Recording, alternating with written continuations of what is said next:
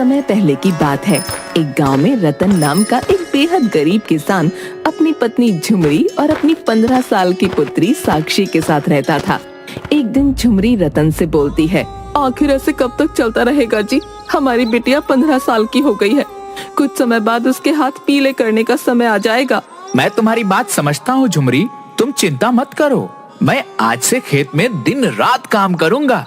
तुम्हारी मेहनत करने से क्या फायदा? तुम्हारी सारी फसल तो जमींदार ले लेता है। इतनी मेहनत करने के बावजूद हम सबको 2 वक्त का पेट भर भोजन भी नसीब नहीं होता। काश हमारा कोई पुत्र होता तो हमारे बुढ़ापे का सहारा बनता। ईश्वर पर भरोसा रखो, सब कुछ ठीक हो जाएगा। इतना बोलकर रतन अपने खेत पर चला गया और मेहनत से खेत पर हल चलाने लगा। रतन को हल चलाते हुए कुछ ही समय हुआ था कि तभी गांव का जमींदार आ धमका। अब तुम्हें खेत में मेहनत करने की कोई जरूरत नहीं है रतन। मैं आपकी बात का मतलब नहीं समझा जमींदार साहब। अगर मैं मेहनत नहीं करूंगा तो अपने परिवार का पेट कैसे पालूंगा? मैं तुम्हें मेहनत करने से नहीं रोक रहा। तुम्हें मेहनत करनी है तो जाकर दूसरे के खेत में मेहनत करो, मेरे खेत में नहीं। ये क्या कह रहे हैं आप? मैं अपने ही खेत में तो काम कर रहा हूँ, ये मेरा ही खेत है। ये अब तुम्हारा खेत नहीं, ये तुम्हारा खेत था, अब ये मेरा खेत है। तुम्हारी याददाश्त शायद कमजोर हो गई है रतन। कुछ समय पहले तुमने मुझसे कर्ज लिया था जो तुम अभी तक चुका नहीं पाए हो। झूठ मत बोलिए जमींदार साहब, हर साल मेरी लगभग सारी फसल तो आप ले जाते हैं, लेकिन आपका जो कर्जा है वो चुकने का नाम ही नहीं ले रहा। वाह, लेते हुए तो बड़ा मुस्कुराते हुए गए थे और देते समय आंखें दिखा रहे हो। अब तक मैं जो भी फसल ले गया हूँ वह सब ब्याज थी। जब तक तुम मेरी असल नहीं चुका देते तुम अपने खेत में काम नहीं कर सकते। अब तुम यहाँ से जा सकते हो। किसी माई के लाल में अगर हिम्मत है तो मेरे खेत से मुझे निकाल कर दिखाए, सारी दादागिरी खत्म कर दूंगा उसकी। अच्छा, क्या कर लोगे तुम? अपनी पुत्री को लड़ने के लिए बुलाओगे? क्योंकि तुम्हारा कोई पुत्र तो है नहीं जो तुम्हारे लिए हमसे लड़ने आएगा। तभी जमींदार के बगल में खड़ा हुआ उसका साथी संपत रतन से बोला, यहाँ से चले जाओ रतन, तुम्हें आखिरी चेतावनी दे रहा हूँ। मुझे तुम पर हाथ उठाते हुए अच्छा नहीं लगेगा, लेकिन अगर तुम जिद करोगे तो मजबूरन मुझे वह तरीका अपनाना पड़ेगा जो तुम्हें अच्छा नहीं लगेगा। जाता हूँ, लेकिन मैं चुप नहीं रहूंगा। मैं इसकी शिकायत महाराज से जरूर करूंगा। इतना बोलकर रतन आंखों में आंसू लिए वहाँ से चला गया। दोपहर के समय घर पर अचानक रतन को देखकर रतन की बीवी चौंक पड़ी। क्या हुआ जी? आज आप समय से पहले खेत से घर वापस कैसे आ गए और आपकी आंखों में आंसू क्यों? उस नामुराद जमींदार ने हमारा खेत भी हमसे छीन लिया। झुमरी, मेरे तो हाथ कट गए। अब मैं क्या करूंगा? उसने मुझसे मेरे ही खेत से अपमानित करके बाहर निकाल दिया और मैं कुछ नहीं कर पाया। इतना कहकर रतन रोने लगा। तभी उसकी पुत्री साक्षी वहाँ आ गई। पिताजी, आप रोइए मत पिताजी, मैं जानती हूँ आप सिर्फ मेरी वजह से चिंतित हैं। ये सब मेरी वजह से हो रहा है। ये तुम कैसी बातें कर रही हो बेटी? सही कह रही हूँ माँ, आप दोनों को हमेशा मेरे हाथ पीले करने की चिंता खाई जाती है। कभी कभी मैं सोचती हूँ कि अगर मैं पैदा ही ना होती तो शायद आप दोनों इतना दुखी ना होते। ऐसा मत कहो बेटी, तुम तो हमारे लिए हमारी जान हो। अगर मेरा कोई भाई होता तो उस जमींदार की इतनी हिम्मत नहीं होती कि मेरे पिता को अपमानित करके उनके ही खेत से बाहर निकाल देता। इतना बोलकर साक्षी रोती हुई दूसरे कमरे में चली गई। रतन रात भर गहरी सोच में डूबा रहा। अगले दिन रतन गांव के मुखिया के पास गया। क्या बात है रतन, आज सुबह सुबह मेरे घर? सब कुछ ठीक तो है? आप तो जानते हैं मुखिया जी कि मैंने कुछ समय पहले जमींदार से कुछ धन कर्ज में लिया था। हाँ, तुम्हारे बारे में सब जानता हूँ। तुमसे मैंने मना भी किया था कि उससे कर्ज मत लो। रतन, जमींदार से सिर्फ तुम ही नहीं बल्कि वह हर व्यक्ति परेशान है जिसने उससे कर्जा ले रखा है। मैंने सुना है मुखिया जी कि आपका राजमहल में आना जाना लगा रहता है। क्या आप मुझे अपने साथ राजमहल लेकर जा सकते हैं? तुम राजमहल जाकर क्या करोगे रतन? आखिर तुम क्या सोच रहे हो? मैं जमींदार की शिकायत महाराज से करूंगा।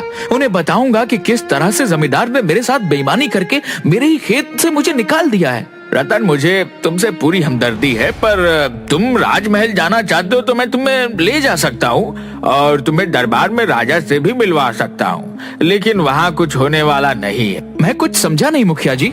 क्योंकि महाराज और जमींदार की बहुत अच्छी दोस्ती है। जमींदार ने महाराज की आंखों में भी झूठ और विश्वास की पट्टी बांध रखी है। महाराज उस पर बहुत विश्वास करते हैं। वह तुम्हारी बात पर विश्वास नहीं करेंगे। हो सकता है तुम्हें उल्टी सजा देकर कारागार में बंद करवा दें। अगर ऐसा हुआ तो तुम्हारे परिवार का क्या होगा रतन? क्योंकि तुम्हारा कोई पुत्र भी नहीं है जो तुम्हारी पीठ पीछे तुम्हारे परिवार को संभाल सके। तो फिर अब मैं क्या करूं? देखो रतन, मेरे भी बहुत से खेत हैं। तुम चाहो तो अपने परिवार के साथ मेरे खेत में काम कर सकते हो, और जितना मैं और मजदूरों को काम करने का धन देता हूँ उनसे तुम्हें थोड़ा ज्यादा दे दूंगा। इससे ज्यादा मैं तुम्हारे लिए कुछ नहीं कर सकता। ठीक है, इस वक्त मुझे सिर्फ और सिर्फ काम की ही आवश्यकता है। उस दिन के बाद रतन मुखिया के खेतों पर काम करने लगा। रतन के साथ उसकी पत्नी और उसकी बेटी भी बराबर से काम कर रही थीं। एक दिन की बात है, रतन खेत में अपनी पत्नी और बेटी के साथ भोजन कर रहा था कि तभी वहाँ पर एक बहुत गंदा दिखने वाला इंसान आया। मैं कई दिनों से भूखा हूँ, क्या तुम मुझे कुछ खाने को दे सकते हो? कौन हो तुम? और तुम्हारे कपड़े देखकर लग रहा है जैसे तुम कई महीनों से नहीं नहाए हो, और तुम्हारे अंदर से कितनी बदबू आ रही है। एक भूखे को भोजन खिलाना बहुत बड़ा पुण्य का काम होता है, और मैं कुछ भी मुफ्त में नहीं खाता। अगर मैं तुम्हारा भोजन खाऊंगा तो उसके बदले मैं तुम्हें वो दूंगा जिसकी तुम कल्पना भी नहीं कर सकते। अरे भाई, अगर तुम्हें भोजन खाना है तो ऐसे ही मांग लो ना। तुम्हारे पास पहनने को ढंग से वस्त्र भी नहीं है और तुम कुछ देने की बात कर रहे हो। रतन ने उस गंदे दिखने वाले इंसान को 2 रोटियां पकड़ा दी और वो इंसान 2 रोटियां खा गया। मुझे और भूख लगी है, क्या मुझे और दे सकते हो? साक्षी और झुमरी को न जाने क्यों उस पर अब तरस आ गया। उन दोनों ने अपने हिस्से का सारा भोजन उस इंसान को दे दिया। वो सारा भोजन खा गया। लो भाई, तुम तो हमारा सारा भोजन खा गए। अब तुम इसके बदले में हमें क्या दे सकते हो? रतन ने इतना कहा ही था कि तभी उस व्यक्ति ने जमीन से गीली मिट्टी उठा ली। उसने झुमरी और रतन के पसीने की कुछ बूंदें उस मिट्टी में मिला दी और उस मिट्टी से एक सुंदर दिखने वाले लड़के का पुतला बना दिया। यह लो, इसे धूप में सुखा देना और रात में अपना दरवाजे के पास रख देना। इतना कहकर वो व्यक्ति वहाँ से चला गया। मुझे तो ये कोई पागल लगता था जी। ये क्या कहकर गया? मेरी तो कुछ समझ में नहीं आया। लेकिन माँ, इसने मिट्टी से पुतला कितना सुंदर बनाया। पिताजी देखो ना, कितना सुंदर लड़के का पुतला है। अगर हमारा कोई पुत्र होता तो शायद कुछ इसी तरह का दिखता। झुमरी और रतन अपने अपने काम पर लग गए, मगर साक्षी ने उस गीली मिट्टी के पुतले को धूप में रख दिया और वो उसे देखती रही। कुछ घंटे बाद वो सूख गया। रात के समय साक्षी ने उसे अपने घर के दरवाजे पर रख दिया। अरे बेटी, ये तुम क्या कर रही हो? पिताजी, आपने सुना नहीं था उस व्यक्ति ने क्या कहा था? अरे वो कोई पागल था। तुम भी उसकी बातें सुनकर ऊटपटांग हरकतें करने लगी। अब सो जाओ, सुबह जल्दी उठना है। साक्षी चारपाई पर लेट गई, मगर उसकी आंखों से नींद कोसों दूर थी। अचानक आधी रात को बहुत सी रंग बिरंगी किरणें उस मिट्टी के पुतले के आसपास मंडराने लगीं। साक्षी दौड़ते हुए रतन और झुमरी के पास पहुंची। माँ, पिताजी उठिए, देखिए ना ये क्या हो रहा है। झुमरी की बात सुनकर वो दोनों आंख मसलते हुए उठ गए। ये क्या हो रहा है? मुझे तो अब डर लगने लगा है जी।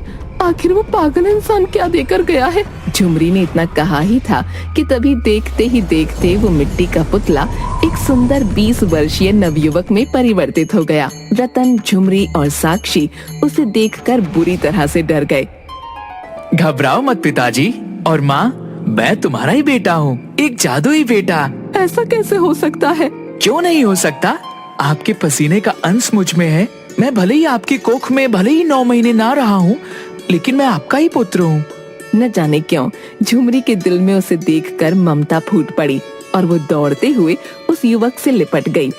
पता नहीं क्यों मुझे ऐसा लग रहा है जैसे कि तुम मेरी असली संतान हो। मैं ही तुम्हारा असली संतान हूँ माँ। अब तुम सबको चिंता करने की कोई जरूरत नहीं है। आज से मैं इस परिवार का बोझ संभालूंगा। मेरा हमेशा से एक सपना था कि अगर कोई मेरा पुत्र होता तो मैं उसका नाम चंदू रखता। आज से तुम्हारा नाम चंदू है, लेकिन तुम अभी कुछ दिनों तक घर से बाहर मत निकलना बेटा, नहीं तो गांव वाले तरह तरह के सवाल करेंगे। कुछ दिनों तक चंदू सबके साथ रहकर घुल मिल गया। अब सभी लोग उसे अपना परिवार का सदस्य समझने लगे। कुछ दिनों बाद रतन चंदू को खेत पर काम के लिए लेकर गया। अरे रतन, तुम्हारे साथ ये सुंदर नवयुवक कौन है? ये मेरा पुत्र है। पुत्र? अरे भाई, जहाँ तक मैं जानता हूँ तुम्हारा तो कोई पुत्र नहीं है। ये रातों रात पुत्र कहाँ से आ गया? ईश्वर चाहे तो सब कुछ हो सकता है मुखिया जी। समझ लो कि ईश्वर को मुझ पर दया आ गई और उसने मुझे एक पुत्र दे दिया। तुम्हारा पुत्र तो दिखने में बहुत ही हट्टा कट्टा और बलिष्ठ है। रतन, फिर तुम्हें जमींदार से अब डरने की कोई जरूरत नहीं। इतना कहकर मुखिया वहाँ से चला गया। यह मुखिया जी क्या बोल कर गए हैं पिताजी? छोड़ो चंदू, जाने दो, तुम इन सब बातों में मत पड़ो। नहीं पिताजी, आपको मुझे बताना ही होगा। आखिरकार मैं आपका बेटा हूँ और एक बेटे को अपने पिता की हर बात जानने का अधिकार होता है। रतन ने सारी घटना चंदू को बता दी। अच्छा, तो इसका मतलब यह है कि मेरे पिता की जमीन पर जमींदार ने कब्जा कर रखा है। आप चलिए मेरे साथ। लेकिन चंदू, तुम नहीं जानते जमींदार बहुत ही धूर्त और मक्कार व्यक्ति है और बहुत शक्तिशाली भी है। मेरे पास सुबह में भी ताकत कम नहीं पिताजी। लगता है आपको मेरी शक्ति का अंदाजा नहीं है। चलिए आप मेरे साथ। जब हमारा खेत स्वयं मौजूद है तो हम दूसरों के खेत में काम क्यों करें? चंदू सारे परिवार को अपने खेत पर ले गया। अचानक रतन, झुमरी, साक्षी और उस युवक को देखकर जमींदार हैरत से रतन की ओर देखकर बोला। तुम यहाँ पर क्या कर रहे हो रतन? रतन के बोलने से पहले चंदू जमींदार की आंखों में आंखें डालकर बोला, यह मेरे पिताजी हैं और यह मेरी माँ है और मैं इस लड़की का भाई हूँ और मैं अपने खेत में हल चलाने के लिए आया हूँ और तुम सब लोगों को यहाँ से धक्के देकर बाहर निकालने के लिए आया हूँ। ये क्या बचपना है रतन? जहाँ तक मैं जानता हूँ तुम्हारा कोई पुत्र नहीं है। तो अब जान लो, ये मेरा ही पुत्र है। आखिर ये चल क्या रहा है? लेकिन अगर तुम सीधी तरह से इस खेत से यहाँ से नहीं गए तो मुझे मजबूरन तुम सबको धक्के देकर यहाँ से बाहर निकालना पड़ेगा। वो तरीका भी आजमा कर देख लो जमींदार। मैं तुम्हें कुछ समय का मोहलत देता हूँ, अपने आदमियों के साथ यहाँ से निकल जाओ। शायद तुम नहीं जानते बच्चे, तुम्हारे पिताजी ने मुझसे कर्ज लिया था। मेरे पिताजी ने तुमसे जितना कर्ज लिया था उससे कहीं ज्यादा तुम उनकी फसल छीन कर ले गए। तुम्हारा कर्जा चुकता हो गया, अब तुम यहाँ से जा सकते हो। चंदू की बात सुनकर जमींदार का आदमी संपत क्रोधित हो गया। वो जैसे ही चंदू को मारने के लिए आगे बढ़ा, चंदू ने एक मुक्का संपत के मुंह पर जड़ दिया। संपत वहीं बेहोश हो गया। ये देखकर जमींदार डर गया। मैं चुप नहीं रहूंगा, इस मामले को महाराज तक लेकर जाऊंगा। जहाँ ले जाना है वहाँ ले जाओ, मगर इस वक्त यहाँ से चले जाओ, नहीं तो महाराज के पास तुम अपनी दोनों टांगों पर चलकर नहीं जाओगे। जमींदार डरकर सारे आदमियों को वहाँ से लेकर चला गया। बेटा, तुम शायद नहीं जानते कि जमींदार की महाराज से बहुत अच्छी दोस्ती है। जानता हूँ पिताजी, लेकिन शायद आप नहीं जानते होंगे कि झूठ चाहे जितना भी बलवान क्यों ना हो, सत्य के आगे उसे झुकना ही पड़ता है। उस दिन के बाद चंदू खेत में हल चलाने लगा। चंदू के शरीर में एक गजब की फुर्ती और शक्ति थी, जिसे गांव का कोई भी व्यक्ति देखता तो दंग रह जाता। मगर कुछ दिनों बाद राजा के सैनिक अचानक रतन के घर पर आ धमके। तुम्हें अभी इसी वक्त महाराज के महल में चलना होगा, ये महाराज का आदेश है। रतन और चंदू उन सैनिकों के साथ सीधे राजमहल चले गए। राजमहल में राजा के बगल में जमींदार बैठा था। अच्छा, तो तुम हो जिसने मेरे मित्र को सबके सामने अपमानित किया। मैंने आपके मित्र को अपमानित नहीं किया राजन, बल्कि आपके मित्र ने मेरे पिता के साथ धोखा किया है। बकवास बंद करो, मैं सब जानता हूँ। तुम इस रतन के पुत्र नहीं हो, मुझे जमींदार ने सब कुछ बता दिया है। रतन का पुत्र है ही नहीं, तो फिर तुम कौन हो? महाराज, ये कोई जासूस है, इसे पकड़कर कारागार में बंद कर दीजिए, ये आपकी राजगद्दी के लिए खतरा है। मेरा भी शक यही है। मैंने गांव में अपने गुप्तचर भेजकर पता करवाए हैं और मुझे पता यही लगा है कि रतन का कोई पुत्र है ही नहीं। यह जरूर किसी दूसरे देश का जासूस है जो बहरूपिया बनकर मेरा राज्य मुझसे छीनने आया है। राजा ने इतना कहा ही था कि तभी उस राजमहल में अजीबोगरीब रंग बिरंगी किरणें मंडराने लगीं और देखते ही देखते उन किरणों में वही गंदा दिखने वाला व्यक्ति सबके सामने आ गया। वो अचानक एक साधु में परिवर्तित हो गया। कौन है आप? मैं एक साधु हूँ महाराज। रतन बिल्कुल सही कह रहा है, यह पुत्र उसी का है। लेकिन साधु महाराज, रतन का तो कोई पुत्र है ही नहीं। हाँ, यह सत्य है कि रतन का कोई पुत्र नहीं है। रतन की गरीबी देखकर मुझे उस पर दया आ गई और मैंने एक मिट्टी के पुतले में रतन और उसकी पत्नी का पसीना मिलाकर एक पुतला बनाया और उस पुतले में इन दोनों की पुत्र प्राप्ति की सच्ची श्रद्धा से जान आ गई। अब यह रतन का ही पुत्र है और जमींदार झूठा है। हाँ महाराज, आपके मित्र ने आपका नाम लेकर समाज में डर और भय का माहौल बना रखा है। इसने बेईमानी से मेरा खेत मुझसे छीन लिया था। राजा क्रोधित होकर जमींदार से बोला, क्या यह सही है? मुझसे गलती हो गई, मुझे क्षमा कर दीजिए महाराज। इस धोखे के लिए तुम सजा के अधिकारी हो। सिपाहियों, कारागार में बंद कर दो इस कपटी को। क्षमा महाराज, क्षमा। रतन, मैं तुम सबका क्षमा प्रार्थी हूँ। अब तुम राज्य में अपने परिवार सहित सुखी जीवन यापन करो। धन्यवाद महाराज।